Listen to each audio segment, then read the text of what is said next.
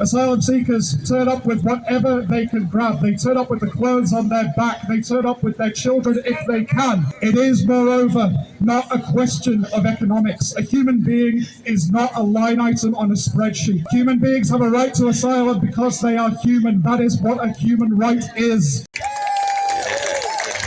I'd like to add to what other speakers have said about the fact that money, yes, is a problem for most of us because our wages are going down and our rents are going up and the cost of living is going up and our roads are crumbling to dust and our schools and hospitals are falling down and we are furious and we are frightened. But there are 160 billionaires in this country. The richest 50 families control half the wealth of this country. And you're telling me that I should be jealous of an asylum seeker because he's got a roof over his head? No, we need to be angry at the right people.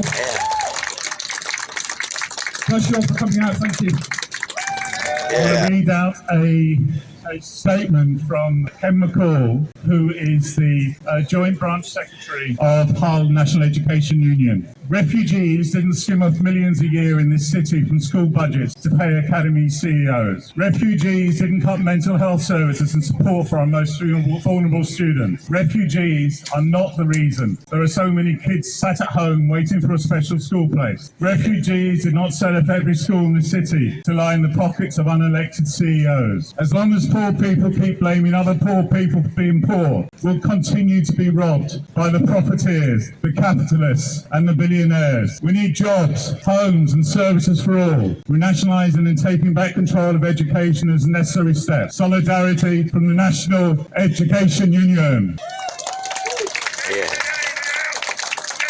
Of course the far right don't support that because they don't support teachers and they don't support education and they don't support children. And I tell you what, when you go to the hospital and from the slate of you I expect you'll be going soon, actually let's see how you get away with saying I'm not going to be treated by a migrant, because if you weren't, the NHS would collapse. Migrants contribute to our society, migrants save us, migrants are welcome.